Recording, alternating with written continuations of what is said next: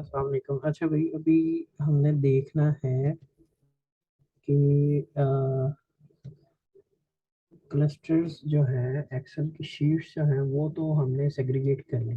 Okay, अब अगले step पे हमें उसको राइट अप जो है वो शुरू करना। सो उस राइट अप के लिए जो है मैं आपको जो है वो कुछ बेसिक चीज़ें जो है वो बताऊंगा, उसको देखते हुए आपने अपना राइट अप जो है उसको करना है। सो हम इधर एक फ़ाइल जो है वो ले रहे हैं। Let's say this is the file. ये बेसिकली टॉपिक है TMT characteristics and sustainability disclosure and TMT characteristics. Sustainability disclosure में सीएसआर और कार्बन एमिशन और इन्वायरमेंटल डिस्क्लोजर्स और इस तरह की चीज़ें आ जाती हैं।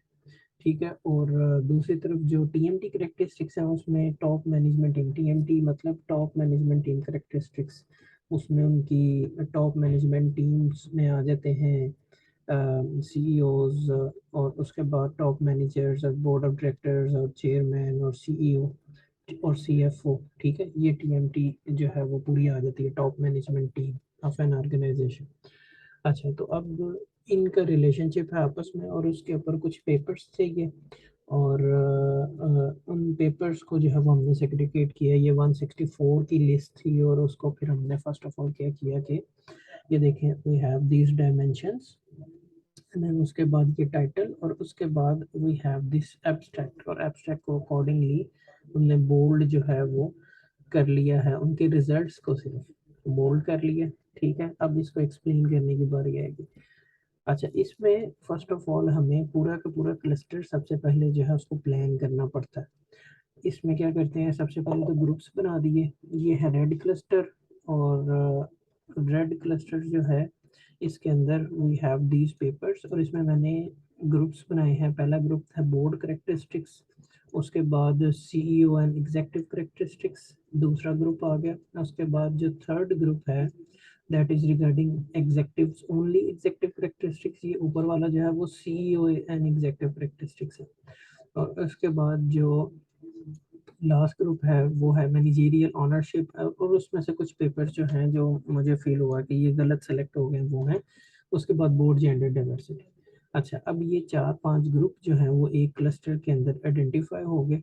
ठीक है, और उसके बाद मैंने क्या किया, ये ग्रुप डेफिनेटली ऐसे ही बनेंगे ना जब एक तरह के पेपर्स जो हैं वो उनको हम इकट्ठे कर देंगे। सो बोर्ड करेक्टरिस्टिक्स रेलिवेंट ग्रुप बन गया, CEO executive characteristics relevant group बन गया। अब इसको हमने राइट अप की तरफ जो है वो जाना है।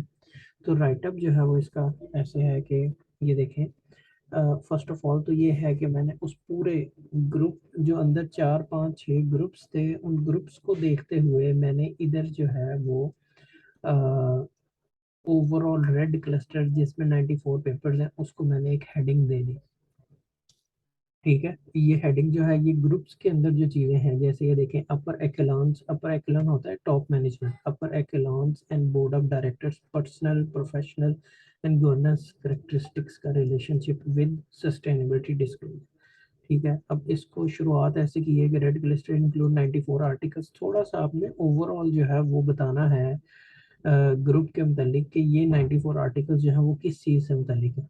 ठीक है, तो इसमें आगे फिर ये डिस्कस किया board characteristics include board size, board activity, board chairman role, nationality of board of directors.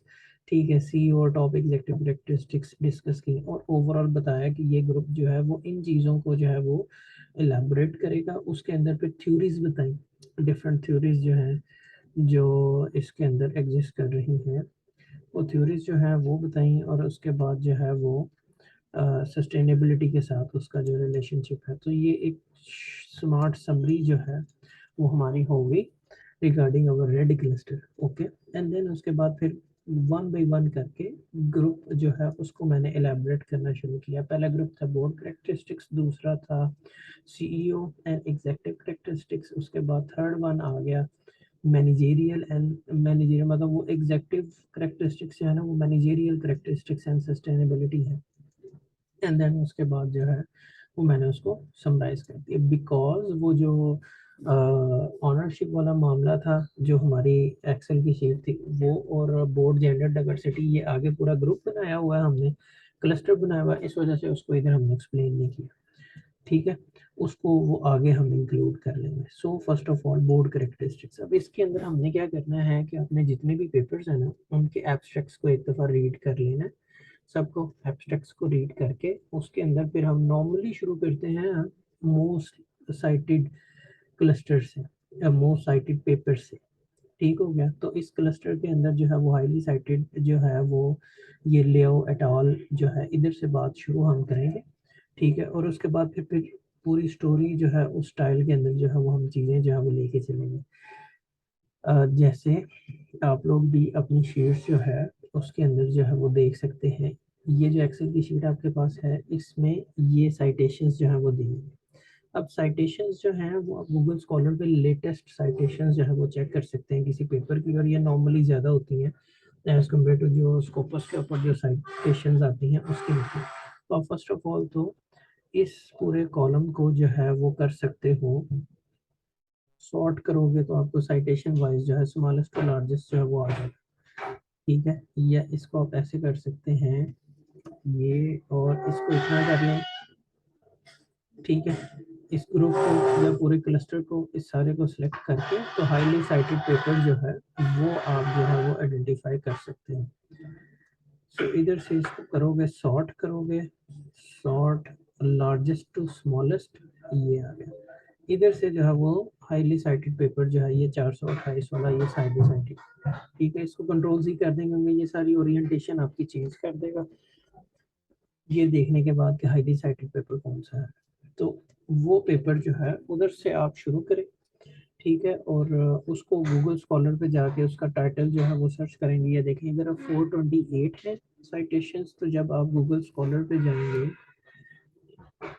तो उधर जो है ये ज़्यादा मिलेंगे। गूगल स्कॉलर और टाइटल इधर पेस्ट किया and now I have 920 citations. ठीक है। तो ये डिफरेंस थोड़ा सा आता है। और ले आओ ये वो पेपर है। ठीक है। और जब मैंने इसको जो है वो राइटअप में शुरू किया था तो उस वक्त जो है वो अगर हम देखें तो उस वक्त इसकी 807 थी। अब ये 900 प्लस साइटेशन जो है वो ये पेपर जो है वो पब्लिश होने के मतलब ये कह लें कि 3-4 माह के अंदर 100 साइटेशन और ऐड होंगी। तो इसको शुरू करते हैं। ठीक है। और उसके अंदर जो है राइटअप के दरमियान हमने पूरा ग्रुप जो है उसको लेके चलना होता है। ठीक है। पूरा ग्रुप जो है उसकी एक स्टोरी बनाते हैं, उसकी स्केचिंग करते हैं कि इसने इस चीज़ को डिस्कस किया, इसने इस चीज़ को डिस्कस किया, उसका सीक्वेंस एक बनाते हैं कि पहले कौन सा करना है बाद में कौन सा करना है। आप बेशक ये हाईली साइटेड पेपर जो है इसको शुरू पे ना रखें, कोई मसले वाली बात नहीं है, लेकिन ये है कि चूंकि हमने ऊपर ये टेबल एक इंक्लूड करना होता है उसमें ये हाईली साइटेड पेपर जो है वो हमने शो करने होते हैं हर क्लस्टर के। तो इस वजह से इन पेपर्स को जो है वो ज़्यादा इंपॉर्टेंस दें जो हाईली साइटेड। अच्छा।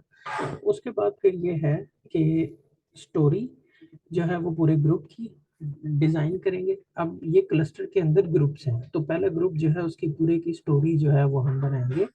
स्टोरी बना के तो उसके बाद फिर हम उसको जो है वो लिखना शुरू करेंगे और उसके अंदर हम थ्योरीज जो सपोर्ट कर रही हैं उस आइडिया को वो इंक्लूड करेंगे। और एक एक मतलब आसान तरीका इसका ये होता है कि आप अपनी थ्योरी स्टोरी सोच के उसको राइट अप करना शुरू कर दें और सेंटेंसेस जो हैं उनके आखिर के अंदर जो है वो साइटेशंस जो है वो करें।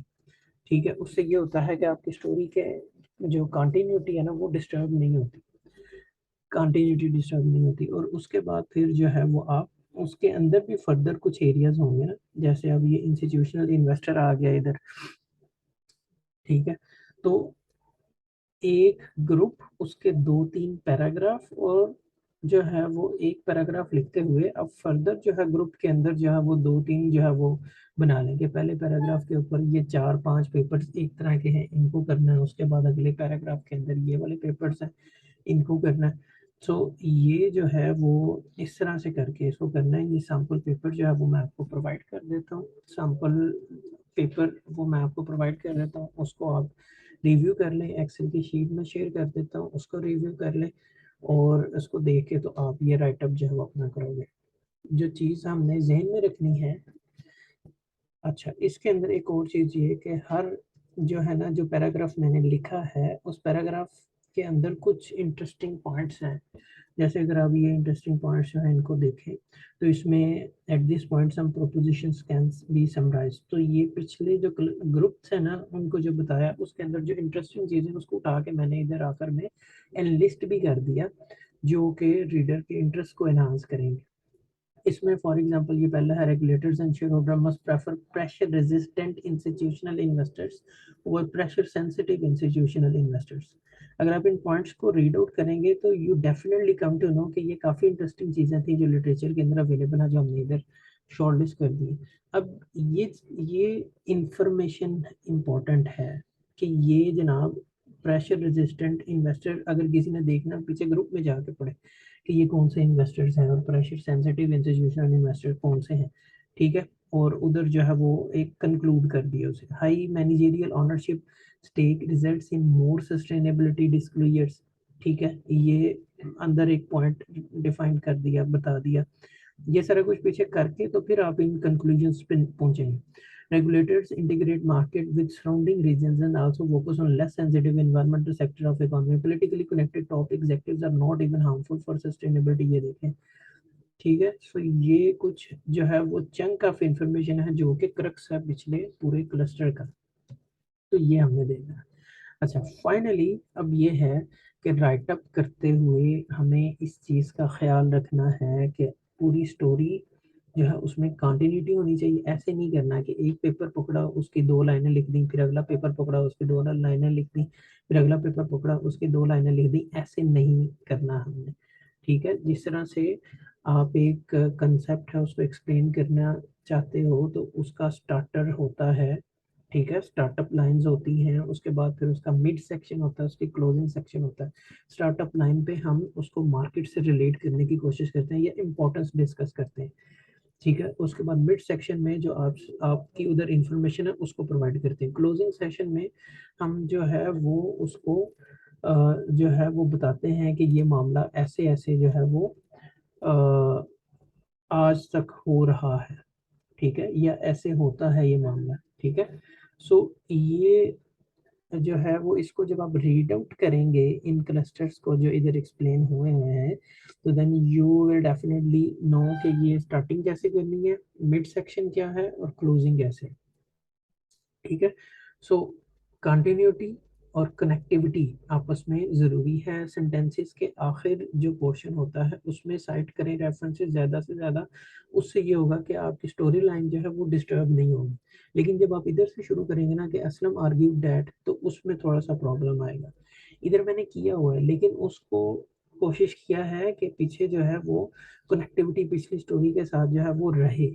जैसे अब ये देखेंगे वर्ड यूज़ कर लिया मीन वाइल, तो ये mean while, however, therefore, rather, Aldous, ये कुछ वर्ड्स ऐसे हैं जो कनेक्टिविटी जो है वो क्रिएट कर देते हैं दो दो एक एक पूरे पैराग्राफ के अंदर, ठीक है। तो इन वर्ड्स का हम यूजेज जो है वो करेंगे, उससे कनेक्ट करेंगे आपस में, और नया कोई कंसेप्ट आ रहा है तो उसको नए पैराग्राफ के अंदर जो है वो ले जाएंगे और क्लस्टर के आखिर में हम ये कंक्लूडिंग पॉइंट्स जो है वो निकालेंगे और कंक्लूडिंग पॉइंट्स के बाद जो है वो हमारा क्लस्टर जो है वो कंप्लीट हो जाएगा। So one cluster have 3 4 5 groups और हर ग्रुप जो है उसके अंदर भी आप उसको डिवाइड कर लें 2-3 पोर्शंस के अंदर, और 2-3 पोर्शंस में डिवाइड करके तो then you can simply make a story for every group और उसके ऊपर एक पैराग्राफ। पैराग्राफ का स्टार्टिंग पोर्शन होता है, मिड पोर्शन होता है और क्लोजिंग पोर्शन होता है। इस चीज़ का ख्याल रखते हुए आप जो है वो उसको एक्सप्लेन करेंगे और एक्सप्लेन करके तो ये आपके क्लस्टर्स जो है वो सारे एक्सप्लेन हो जाएंगे। उसके आखिर में फिर हम इधर जो है ये वाला